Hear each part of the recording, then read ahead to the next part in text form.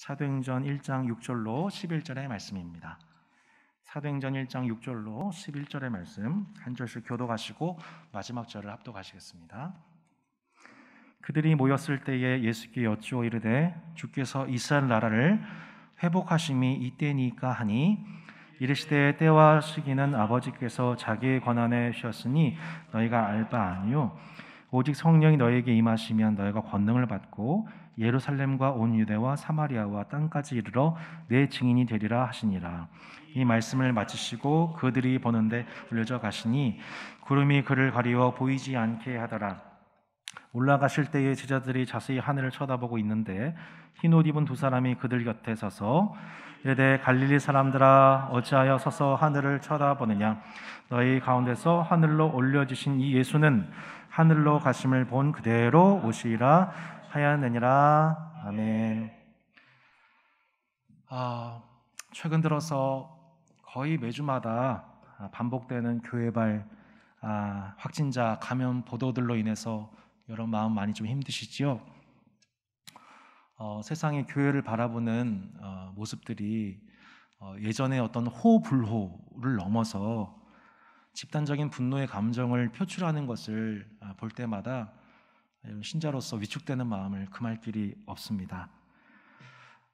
사회생활 속에서 자신이 크리스찬임을 드러내는 것 그 자체가 매우 부담이 되고 또 나아가서 역차별의 요인이 될 수 있는 그런 시대가 도래하고 있는 것 같아 참 가슴이 아픕니다. 여러분, 몸속의 질병은 무엇보다 평상시에 건강 관리를 잘하고 조기 진단해서 치료하는 것이 중요하다고 하죠. 문제를 묵혀두었던 교회 내의 그것들이 드러나게 되면 미뤄두었던 수술을 하지 않을 수 없는 상황이 됩니다.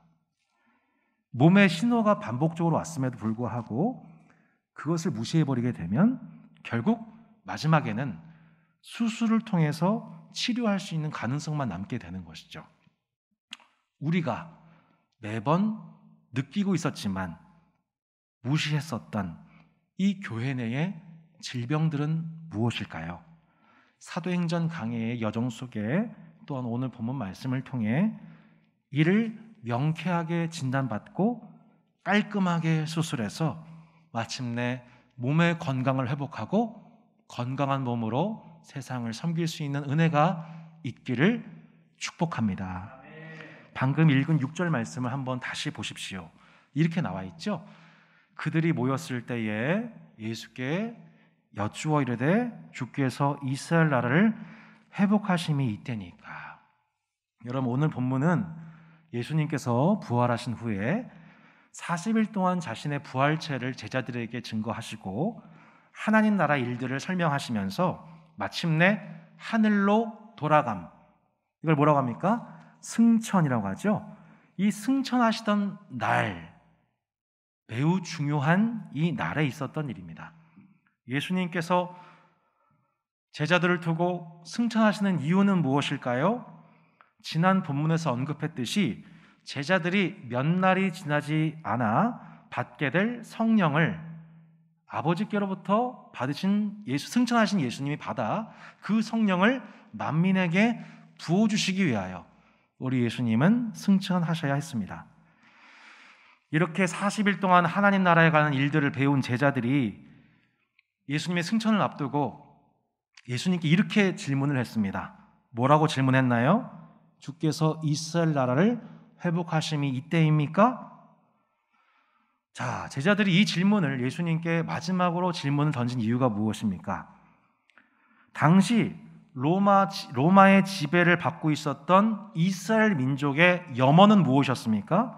무엇보다 로마로부터 정치적으로 해방되는 것, 그들의 유일한 소망이었습니다.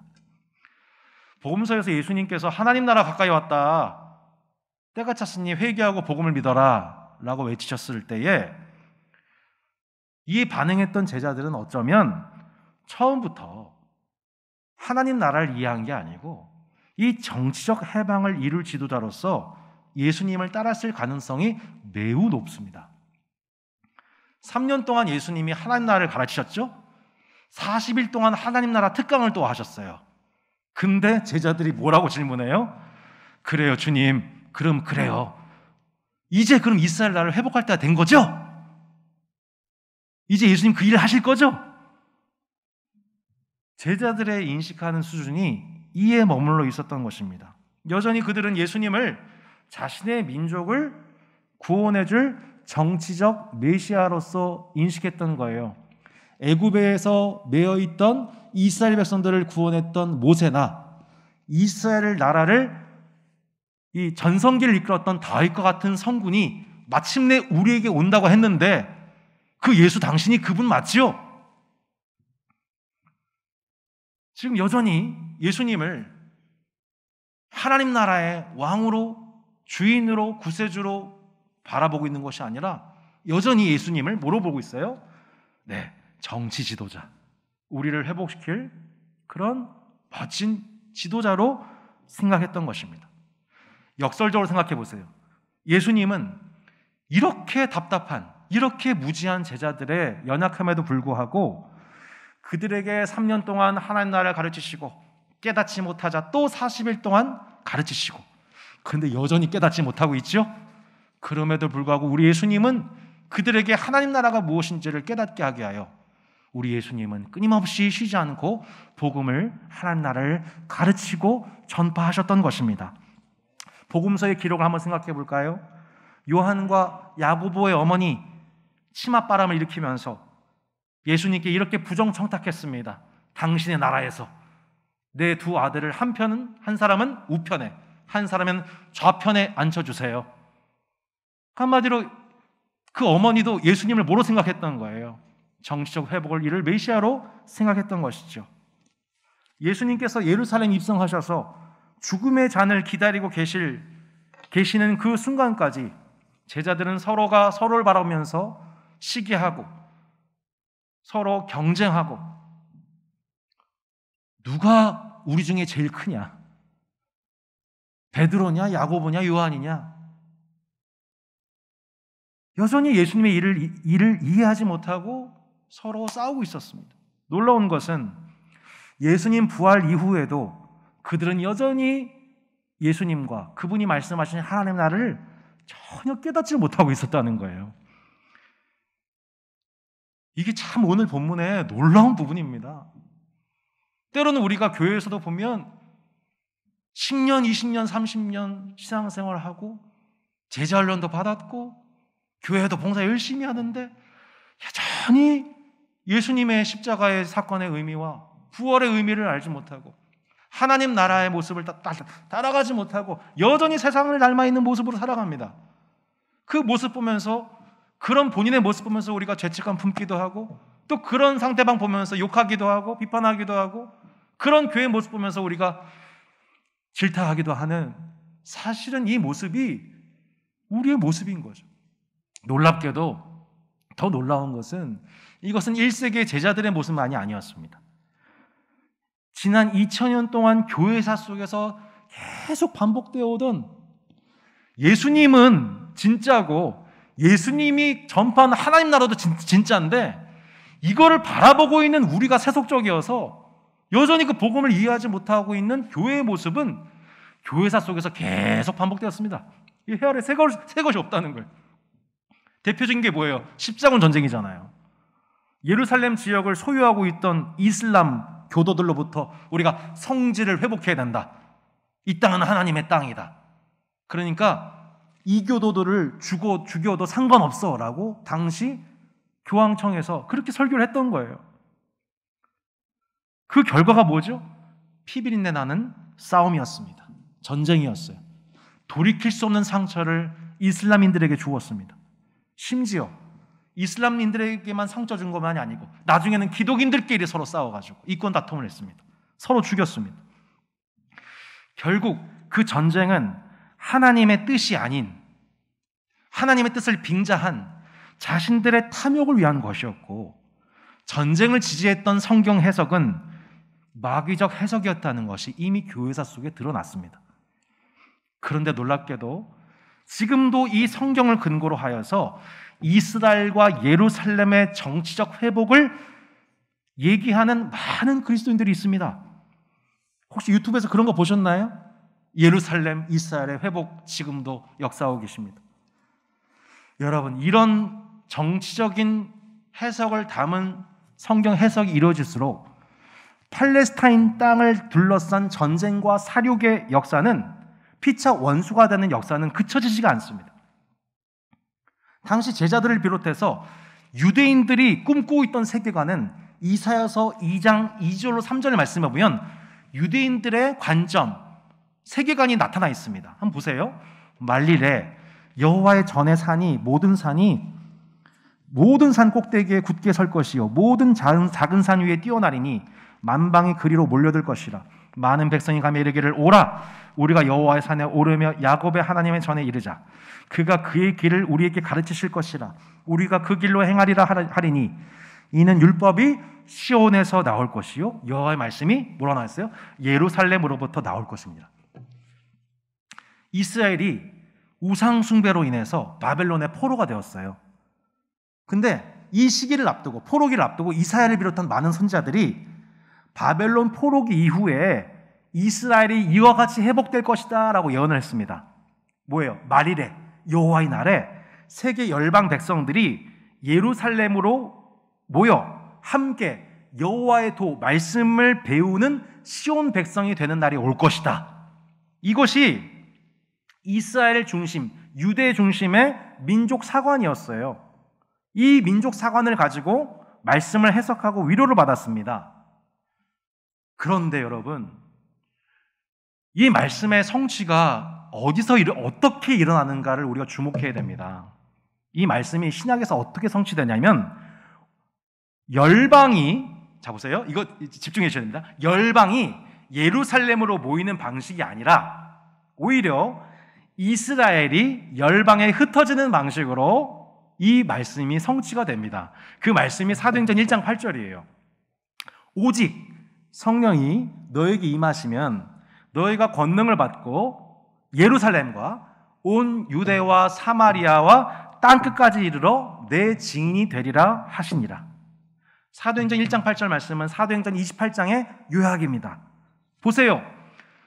열방이 예루살렘으로 나오는 방식으로 이 말씀 성취되는 것이 아니라 오히려 택함받은 이스라엘이 열방에 흩어지는, 사마리아와 유대와 땅끝까지 흩어져서 그 땅에 스며드는 방식으로 복음이 전파된 역사가 사도행전입니다. 예루살렘에 모여 있던 저들에게 성령이 임했을 때 그들은 예루살렘의 교회를 굳건히 쌓아 올리고 열방이 사람들을 모이게 하는 방식으로 복음을 전하지 않았습니다. 초대교회는 유대와 사마리아로 흩어졌고 또한 땅끝까지, 당시 땅끝인 이 로마, 유럽에까지 복음을 증거하는 방식으로 그 나라를 전파했습니다. 그래서 김혜곤 목사님은 당시 초대교회를 이렇게 비유했습니다. 당시 초대교회는 고체가 아니라 액체와 기체였다. 이 말이 느껴지십니까? 당시 초대교회는 고체가 아니라 액체와 같이 흘러갔고 기체와 같이 퍼졌다는 것입니다. 실상 현재 세상에서 지탄받고 있는 현 교회는 고체화된 기독교입니다. 액체화되고 기체화돼서 열방 가운데 흘러갔던 초대교회는 세상에서 핍박을 받았을 정지언정 그들에게 지탄을 받지는 않았습니다. 사도 바울은 끊임없이 세상과 대화를 시도했고 결국 기독교에 대한 변증 끝에 세상으로부터 오히려 존중과 칭찬을 받았습니다. 그것이 사도행전 후반의 역사입니다. 예루살렘에 자신들의 성을 쌓아 올려서 세상과 담을 쌓는 그들만의 리그를 만드는 것이 아니었습니다. 초대교회는 흩어졌습니다. 세상 한가운데로 들어갔습니다. 그 땅 가운데에 스며들었어요. 스며들어서 변화되었습니다. 변화시켰습니다. 그들을 통해, 초대교회를 통해 세상 한복판에 하나님의 나라가 스며들기 시작합니다. 그 방식으로 세상에 하나님의 나라가 임하게 됩니다. 하나님과 아무런 상관이 없었던 세계 열방의 백성들이 마치 하나님의 도성 예루살렘의 문화를 따르고 있던 이스라엘 백성들인 마냥 예루살렘에 모이진 않았지만 그 문화가, 하나님 나라의 문화가 온 열방까지 흩어지게 되었다. 이사야서 2장 2절 3절 말씀은 그렇게 이스라엘 사관 관점으로 해석되었던 유대인들의 그 관점을 리버스, 뒤집어 엎는 방식으로 사도행전 통해서 그 역사가 일어났다고 보는 것이죠. 결국 이사야가 언급했던 시온, 예루살렘은 지금 현재 이스라엘의 수도 예루살렘을 의미하는 게 아니에요. 성경 전체 맥락에서 볼 때 종말론적으로 성취될 하나님 나라의 도시 시온을 의미합니다. 신약의 이스라엘은 민족 이스라엘을 얘기하는 것이 아닙니다. 구원받은 열방의 모든 백성들의 총수를 신약적인 이스라엘이라고 하죠. 제가 이 설명을 왜 드리냐? 요즘에 유튜브를 조금만 검색해 보면 666, 프리메이슨, 베리칩, 일루미나티, 바코드, 세계 정부 이런 음모론을 가지고 대중을 미혹하면서 이스라엘과 예루살렘의 회복을 들먹이는 사람들이 있기 때문입니다. 브레드 TV라고 하는 유튜브 채널이 있어요. 미국의 고 백스터 목사를 추종하는 이들이 그 채널을 통하여서 이런 얘기를 합니다. 예루살렘에 제3성전이 세워지면 주님의 재림이 앞당겨질 것이다. 제3성전을 하나님께서 일으키고 계신다라고 하는 회개망측한 주장을 합니다. 그런데 놀랍게도 회원수가 여러분 11만 명입니다. 여러분 얼마 전에 우리가 BTJ 아시죠? Back to 예루살렘 운동도 사실은 이와 맥락이 같습니다. 빌 게이츠가 코로나 바이러스를 퍼뜨렸다. 그래서 백신을 맞으면 세계 정부에 투항하게 된다. 코로나는 전 세계 정부를 세우고자 하는 이들이 퍼뜨렸다는 음모론이 선교단체 대표 목사 입에서 나와도 내부적으로 이것을 이의를 제기를 하지 않습니다. 이미 이런 해석에 대해서 10년 전부터 경고한 바 있어서 신학 조정하는 복음주의권 교수님들이 대거 들어갔음에도 불구하고 여전히 다음 세대 청년, 청소년들 대상으로 수천 명 모인 집회에서 이러한 잘못된 성경 해석과 음모론을 얘기하고 있는 것이 지금 드러났습니다. 코로나 상황이 돼서야 이 단체와 가르침이 부각되고 오히려 세상이 문제 삼고 마침내는 교단이 사과하기에 이른 거예요.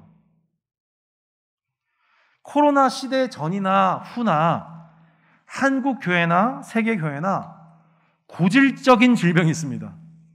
아주 뿌리 깊은 고질적인 질병. 여러분 우리 보면은 당뇨나 고혈압이나 뇌졸중 이게 조상 대대로 내려오듯이 교회 안에 대대로 흘러내려오는 그 질병 중에 질병이 여러분 무엇입니까? 그게 뭐냐면 반지성주의입니다. 성경에 대해서 문자주의적으로 자의적으로 해석하는 반지성주의. 여러분 마태복음 4장을 보세요. 마귀가요 예수님을 미혹할 때 뭘 인용합니까? 성경 인용합니다. 성경을 인용하는데 자의적으로 문자주의적으로 해석합니다. 근데 놀랍게도 예수님이 그 문자주의적 자의적 해석을 예수님이 정면으로 반박하세요. 마귀를 대적하세요. 논리로서 지성으로서 제압하세요. 뭐라고 말씀하세요? 같이 한번 읽어볼까요? 사람이 떡으로만 살 것이 아니요 하나님의 입으로부터 나오는 모든 말씀으로 살 것이라. 아멘. 자 보세요. 마귀는요 늘 일부 말씀을 확대 과장해요. 그런데 예수님은 뭐라고 말씀하세요? 하나님의 입에서 나오는 모든 말씀. 마귀는 일부 말씀을 확대 과장해서 자의적으로 해석하고 아담 하와들을 미혹합니다. 근데 예수님은요 이 말씀이 중요해요. 하나님의 입에서 나오는 모든 말씀으로 그 부분적으로 강조한 미혹하는 그 말씀을 예수님이 분별해내셨다는 거예요. 하나님의 입에서 나오신 모든 말씀을 모든 말씀 안에서 각 말씀을 해석하는 거예요. 우리의 성경 읽기도 그러해야 한다는 겁니다. 항상 알고 있는 몇 구절의 말씀들을 의존하는 게 아니에요. 여러분, 만약에 64구절 성경 암송만으로 신앙생활이 가능하면 하나님이 64구절만 뽑아서 우리한테 주시면 되죠. 왜 신구약 성경을 주셨겠습니까? 왜 각 권별로, 왜 각 장을 주셨겠습니까? 성도 여러분, 따사한교회에서는 매주 수요일마다 이 성경을 붙잡고 있습니다. 겨울 기간에는 지금 우리가 교회론을 다지고 있고 3월 첫째부터는 우리가 로마서를 시작해서 1학기에는 바울 서신을 전체를 공부합니다. 또 2학기에는 일반 서신과 요한계시록까지 신약을 연구합니다. 많은 성도를 미혹해하는 이단들의 주요 본문이 요한계시록이죠. 여러분, 지역교회를 통해서 주시는 하나님의 축복은 비단 이 주일 예배 속으로 교제에만 있지 않습니다. 성경을 지성적으로 연구하고 바르게 분별하고 해석해서 바른 복음과 바른 교훈을 맨 먼저 내 자신이 지성적으로 연구하고 그것을 다음 세대들에게 가르치는 것, 이것이 각 가정마다 뿌리 내리는 것, 이 기초를 회복하는 것이야말로 지금 우리에게 정말 절실한, 우리 안에 들어와 있는 반지성주의적인 그런 이 성경 해석의 그 뿌리 깊은 질병을 우리가 사전에 조기에 발견하고 우리가 건강하게 이것을 건강한 성경 해석의 면역력을 키워서 저항력을 기르고 필요하다면 수술하는 과정을 통해 여러분 우리의 건강한 신앙이 회복될 수 있음을 믿습니다. 여러분, 일주일에 3번 수요 성경 연구, 또 금요 예배, 주일 설교 말씀, 저 나름대로 또 우리 교육자분들도 이 한 편의 설교를 완성하기 위해서 일주일 내내 이 말씀과 본문과 씨름합니다. 이 3번 제공되는 보약, 성경 연구와 해석을 여러분 꼬박꼬박 챙겨 드시기를 바랍니다. 매일 성경 큐티를 건강하게 섭취하시기를 바라요. 1:1 제자 양육을 받으시고, 여러분 받으신 분들은 이제 교회 안팎으로 누군가를 양육하여서 하나님 나라를 전파하는 그 역할을 감당해 주십시오. 그리고 성경에 대해서 여러분 궁금증이나 구절들이 있으면 그걸 가지고 교육자들에게 카톡으로 남겨주십시오.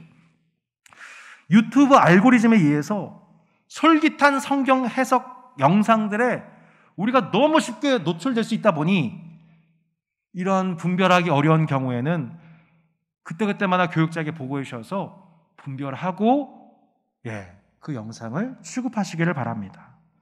제자들의 모습 보세요. 예수님께서 3년을 가르치시고 하나님 나라의 일들을 40일 동안 특강을 받았는데도 여전히 저들이 무지하고 오해하고 있습니다. 여전히 저들의 관점이 민족주의 사관 안에, 유대 민족주의 사관 안에 갇혀 있었습니다. 3년 하고 40일 했는데 이쯤 되면 예수님이 포기하실 만하지 않겠습니까? 그런데 우리 예수님은 그들을 포기하지 않으시고 계속해서 그들의 눈을 열어주고자 하고 계십니다. 어떻게 이들의 눈을 교정하고 계십니까? 10절과 11절 말씀을 한번 보시기 바랍니다. 같이 한번 읽어볼까요? 시작. 올라가실 때에 제자들이 자세히 하늘을 쳐다보고 있는데 흰 옷 입은 2사람이 그들 곁에 서서 이르되 갈릴리 사람들아 어찌하여 서서 하늘을 쳐다보느냐? 너희 가운데서 하늘로 올려주신 예수는 하늘로 가심을 본 그대로 오시라 하였느니라. 아멘. 제자들은 이 땅에서 이스라엘을 해방시키시고 마침내 왕으로, 자신들의 왕으로 등극하실 예수를 기대했지만 예수님은 그들을 이 땅에 남겨두시고 하늘로 승천하셨습니다. 제자들이 이 승천하신 예수님, 그 하늘을 자세히 쳐다보고 있습니다. 근데 갑자기 흰옷 입은 2천사가, 2사람이 이렇게 얘기를 합니다. 뭘 그렇게 하늘만 쳐다보고 있어? 하늘로 가신 그대로 예수님 그대로 오실 텐데. 하늘만 주목하고 있는 그들의 시선을 다시 오실 예수님을 향하여서 두 천사들이 교정해 주고 있습니다. 여러분, 누가복음 24장에도 보면 비슷한 장면이 등장합니다. 예수님께서 죽으시고 무덤에 갇히셨을 때 여성 제자들이 향품을 가지고 무덤에 찾아갔어요. 그런데 돌이 무덤에서 굴려져가 있습니다. 빈 무덤 상태인 거예요. 예수님의 시체도 보이지가 않아요. 여성 제자들이 매우 놀랐겠죠? 그때 등장한 존재가 바로 두 천사입니다. 이로 인하여 근심할 때에 문득 찬란한 옷을 입은 두 사람이 곁에 있는지라 여자들이 두려워 얼굴을 땅에 대니 두 사람이 이르되 어찌하여 뭐라고 했어요? 어찌하여 살아있는 자를 죽은 자 가운데서 찾느냐? 여기 계시지 않고 살아나셨느니라. 갈릴리에 계실 때에 너희에게 이렇게 어떻게 말씀하셨는지를 기억하라. 이르시기를 인자가 죄인의 손에 넘겨져 십자가에 못 박히고 제3일에 다시 살아나야 하리라 하셨느니라 한데 그들이 예수의 말씀을 기억하고. 자, 사도행전에서 등장하는 두 천사가 누가복음 24장에 똑같이 등장해서 비슷한 역할을 합니다. 어찌하여 살아있는 자를 죽은 자 가운데서 찾느냐? 여성 제자들이 예수님의 시체를 찾고 있었다는 것은 그들이 예수님의 죽음에만 초점을 맞추고 있었다는 뜻입니다. 그런데 두 천사가 한 가지 중요한 사실을 기억나게 하는 거예요. 너희들 예수님이 예전에 하셨던 말씀 기억 안 나? 예수님께서 뭐라고 말씀하셨지? 예수님께서 죽으시고 3일 만에 다시 살아날 거야 라고 하셨던 그 말씀을 기억하도록 그들의 시선을 교정해주고 있는 것입니다. 마찬가지로 사도행전에서는 이 승천하신 예수님을 바라보면서 제자들은 자세히 하늘만 쳐다보고 있었습니다. 그 하늘만 쳐다보면서 제자들이 무슨 생각했을까요? 와, 신기하다. 하늘로 올라가시네. 아이언맨인가? 예? 혹은 야, 승천했던 엘리야가 생각이 난다? 그랬을까요? 야, 결국 스승님이 우리를 정말 떠나신 거야? 우리의 꿈은 모두 수포로 돌아간 거야? 이렇게 절망했을까요? 그들 옆에 서 있던 두 천사가 그들에게 이렇게 얘기합니다. 어째서 하늘만 쳐다보고 있느냐? 하늘로 올라가신 예수는 그대로 다시 오시리라. 그들의 시선을 자세히 쳐다보고 있던 하늘에서 이제 다시 오실 예수님께로 그들의 시선을 교정하고 있는 것을 보게 됩니다. 하나님께서 예수님의 죽음과 부활 그리고 승천의 중요한 사건들이 있을 때마다 하나님은 천사들을 통해서 제자들이 마땅히 바라봐야 될 것을 바라볼 수 있도록 그들의 시선과 관점을 교정해주고 계셨던 것입니다. 왜요? 우리의 시선은요 매우 감정적이에요. 매우 감정적이에요. 우리의 관점은 기본적으로 자기 중심적이에요. 우리 민족 중심적이에요. 내 가족 중심적이에요. 그냥 다 그런 거예요, 다. 항상 좌로나 우로나 치우쳐져 있어서 한쪽 얘기를 듣고 한쪽 생각에 치우쳐 있습니다. 바른 지식으로 상황을 바로 분별하지 못합니다. 우리는 늘 내가 바라보고 싶은 것을 바라봅니다. 우리는 바라고 싶은 것을 바라고 우리는 그 바라보는 것을 믿는 자들이 아니에요. 우리는 말씀을 믿음으로 바라보는 자들입니다. 우리는 이 기본이 자꾸 무너져요. 자꾸 우리가 바라보는 것을 믿어요. 자꾸 넘어져요. 예수님을 바라보지 않고 풍랑을 바라봐요. 걷지 못하고 한두 발 걷다가 또 금방 빠지는 거예요, 물에. 왜요? 자꾸 상황을 보고 해석하니까. 말씀에 반응하여서 믿음으로 걷는 게 아니고 하나님을 믿음으로 세상을 바라보는 게 아니고 세상을 보니까 하나님 못 믿겠는 거예요. 그렇지 않습니까? 아주 기본적인 제자훈련의 기초인데 이거를 한번 배웠다고 해서 되는 것이 아니고 계속해서 믿음으로 말씀을 받고 말씀으로 믿음으로 반응해서 걷는 그 훈련, 걸음마, 그것을 차곡차곡 우리가 훈련해 나갈 때에 마침내 예수님이 바다 위를 걸으셨던 것처럼 저와 여러분도 지속적으로 그 바다 위를 걸어갈 수 있게 되는 것이지요. 민족주의에 갇혀있던 제자들의 관점을 교정해 주고 계시고 천사들을 통해서 제자들의 시선을 교정해 주고 계신 것이죠. 여러분, 우리 예수님께서 지금도 하신 일이 여러분 뭐냐면 어떤 눈에 보이는 가시적인 큰 역사, 성장이 아니고 여기 모이는 우리 여기 있는 사람들 한 사람 한 사람, 오늘 예배드리고 계신 한 분 한 분에게 예수님이 지금 하고 계신 일이 뭐예요? 우리의 편협한 관점을 고쳐주시고 우리가 마땅히 바라봐야 될 시선을 교정해 주시는 역할을 지금도 주님은 쉬지 않고 낙심하지 않고 우리 대해서 실망하지 않으시고 우리를 향해서 끊임없이 도전하시고 가르쳐 주시는 좋은 스승이신 줄로 믿습니다. 이렇게 복음서와 사도행전을 보세요. 중요한 교회사의 사건이 있을 때마다 주님이 천사들을 동원하셨어요. 예수님께서 마귀에게 시험 받으시고 승리하신 후에 천사들이 예수님을 수송들죠. 겟세마네 동산에서 예수님이 피땀 흘려 기도하실 때에 천사가 하늘로부터 내려와서 그 기도를 도왔어요. 베드로가 복음을 증거하다가 옥에 갇혔을 때에 그 베드로를 급히 깨우고 옥문을 열어주고 구출시켜줬던 장본이 바로 하나님의 천사들이었어요. 하나님 나라의 세계관이 아니라 내 관점과 생각, 감정 안에 갇혀있는 나를 그 옥에서 풀어줄 수 있는 분, 진리를 알지니 진리가 너희를 자유케 하리라. 참 진리가 되시고 참 자유를 맛보게 하시는 분은 여러분 우리 구주 예수님 한 분뿐인 줄로 믿습니다. 여러분 예수님께 기도하십시오. 예수님 진리로서 나를 자유케 하여 주시옵소서. 그렇기에 그 예수님을 제대로 믿고 바라볼 수 있도록 우리의 치우친 시선을 교정할 수 있도록 하나님은 우리 인생의 매우 중요한 고비마다 또한 따스한 교회가 믿음으로 여정을 밟는 가운데에서 매우 중요한 위기의 순간마다 신시하신 우리 주님은 천사들을 급파하셔서 우리가 바라야 될 시선을, 우리가 봐야 될 시선이 저 하늘만 쳐다보고 있는 것이 아니라 절망하고 있는 것이 아니라 맞아, 예수님 다시 오신다고 하셨지. 맞아, 예수님 죽으신 것만이 아니라 부활하신다고 하셨지. 그 천사들의 도움 속에 우리의 시선이 마침내 교정되어 소망 가운데 믿음으로 말씀에 반응하게 한 역사가 여러분을 사랑하시는 성령 하나님의 역사인 것입니다. 여러분 안에 계신 성령님께서 매일매일 그 일을 도와주시기를 바랍니다.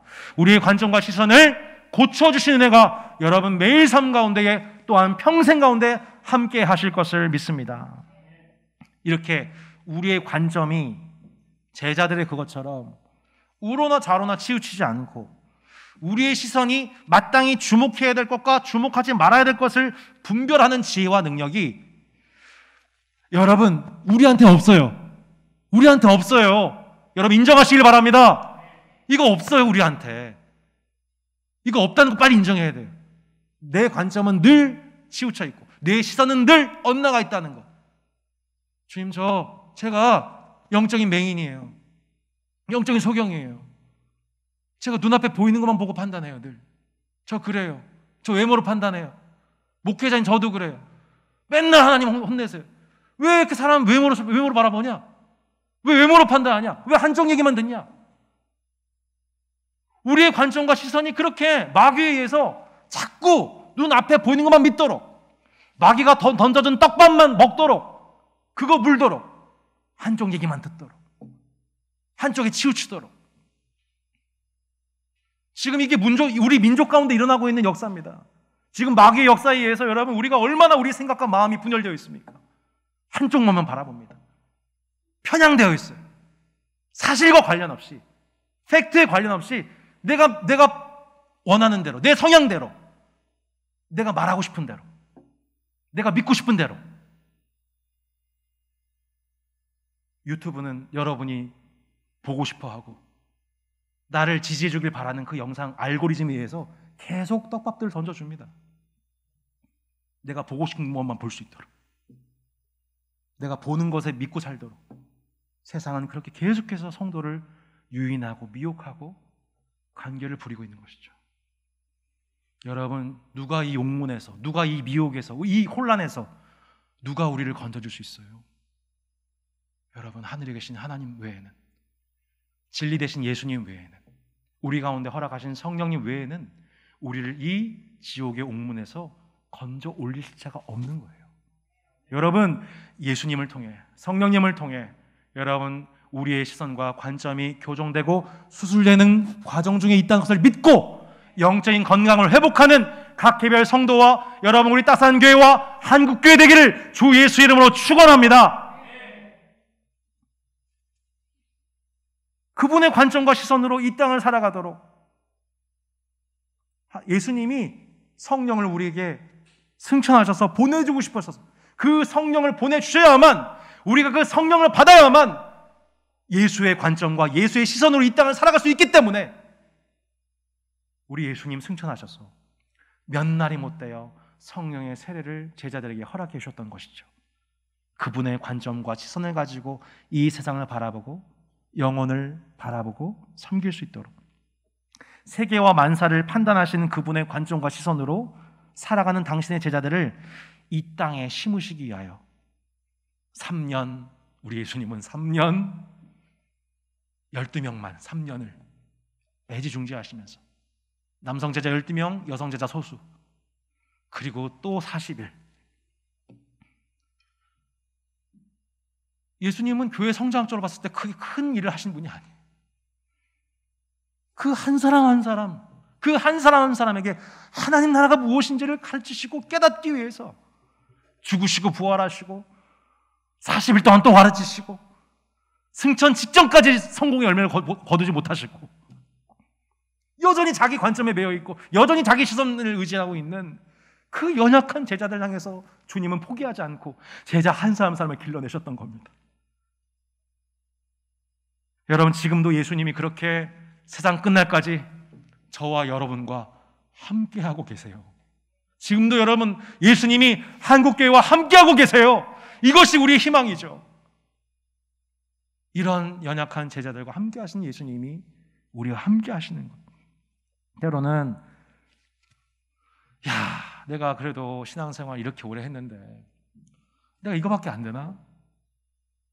너무 한심하고 때로는 자격지심 속에 죄책감이 생기고 그렇지 않아도 반복되는 보도 속에서 교회에 대해서 절망스럽고 사실은 나도 그 교회에 대해서 막 지탄하고 싶고 근데 이제 내가 그 교회에 외치는 세상이 외치는 그 지탄이 이제는 내가 내 자신을 책망하고 돌아보고 회개해야 할 때가 왔다고 생각합니다. 여러분, 우리가 다른 사람이 아니라 내가 하나님 앞에 회개하기를 원합니다. 내가 하나님 앞에 회개하기 원합니다. 오늘 설교 앞두고 사실은 어젯밤에 교회 예배당에서 혼자서 엉엉 울었습니다. 내가 이거밖에 안 되는구나. 똑같구나. 이 제자들의 모습하고 나 똑같구나. 여전히 세속적이고 여전히 삶과 말하는 것이 다른 위선적인 부모의 모습, 남편의 모습이고 너무 가슴이 아픈 거예요. 근데 이런 날을 향해서 하나님이 너무 많이 이미 오래 참아주셨고 앞으로도 오래 참아주시면서 나를 바꾸고 가실 걸 생각하면 여러분, 그 부르심이 얼마나 감사합니까? 내가 뭐라고? 한국교회 때로 너무 밉습니다. 너무 실망스럽습니다. 하지만 이제는 그 지탄을 내가 끌어안고